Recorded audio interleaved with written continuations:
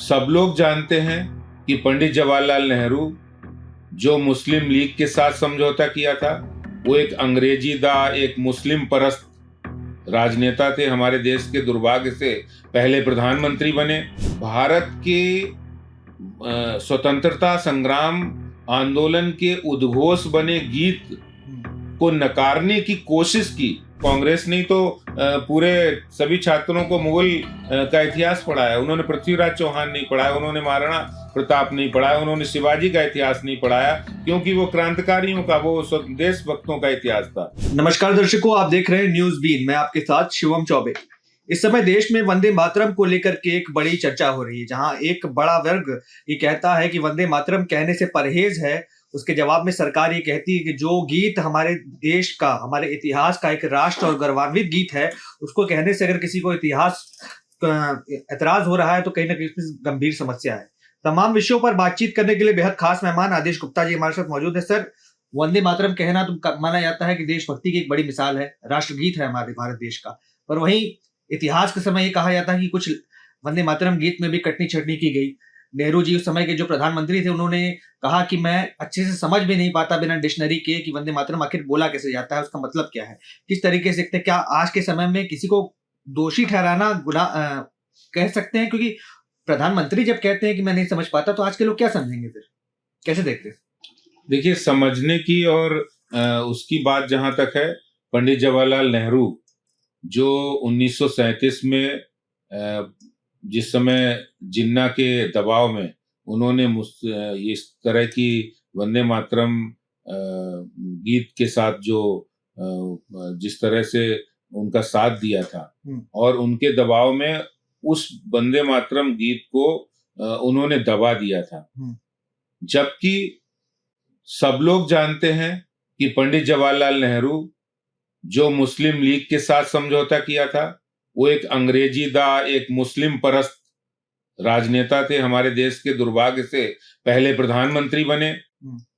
और जिस तरह उन्होंने मुस्लिम तुष्टीकरण की बीज बोया इस देश के अंदर, और भारत के स्वतंत्रता संग्राम आंदोलन के उद्घोष बने गीत को नकारने की कोशिश की, वो कहीं ना कहीं आज इस पूरी कांग्रेस के ऊपर जो छाया है वही छाया है, और इसीलिए कांग्रेस उससे उबर नहीं पा रही है।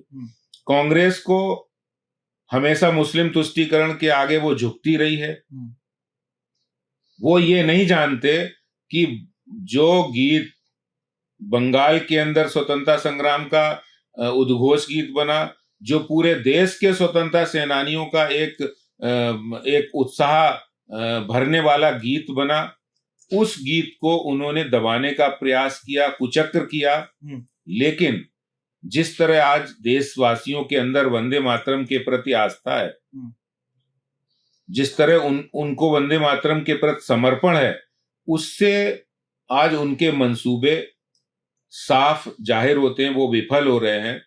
और वो कहीं ना कहीं तुष्टीकरण की राजनीति को दोबारा से स्थापित करना चाहते, जिसको इस देश की जनता भी बर्दाश्त नहीं कर रही, और भारतीय जनता पार्टी ने हमेशा उसका विरोध किया है। नहीं, पर सर देखा गया कि इतिहास में जब हमारे जो स्वतंत्रता सेनानी थे, उन्होंने वंदे मातरम का उद्घोष करके फांसी के फंदे को चूम लिया था। हाँ, उन्होंने कभी भी धर्म को इसके आगे आड़े आने दिया। अशफाक उल्लाह खां इसके उदाहरण है। और ऐसे तमाम स्वतंत्रता सेनानी जो वंदे मातरम का गीत गाकर फांसी के तख्ते पर झूल गए, वो शहीद हो गए।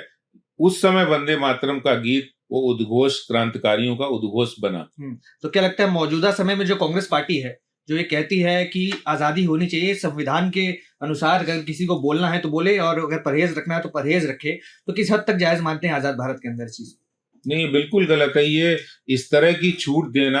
आप देखिए ना, कांग्रेस ने तो पूरे सभी छात्रों को मुगल का इतिहास पढ़ाया, उन्होंने पृथ्वीराज चौहान नहीं पढ़ाया, उन्होंने महाराणा प्रताप नहीं पढ़ाया, उन्होंने शिवाजी का इतिहास नहीं पढ़ाया, क्योंकि वो क्रांतिकारियों का, वो देशभक्तों का इतिहास था। और इसलिए आज कांग्रेस का ये हालत है। कांग्रेस दिनों दिन अपने वजूद के लिए तरस रही है। बिल्कुल। तो देखिए इस समय मौजूद थे हमारे साथ आदेश गुप्ता जी, जिन्होंने कहा कि साफ तौर पर आजादी की लड़ाई में जो सबसे बड़ा हथियार, सबसे बड़ा राष्ट्रगीत जो हमारे लिए रहा वंदे मातरम, कहीं ना कहीं उसको बोलने से परहेज जो कर रहा है, ये कहीं ना कहीं बड़े दुर्भाग्य की बात है। आपके क्या विचार है हमें कमेंट्स में बताइए और तमाम ऐसी खबरों के लिए बने रहे हमारे साथ न्यूज़ बीन पर।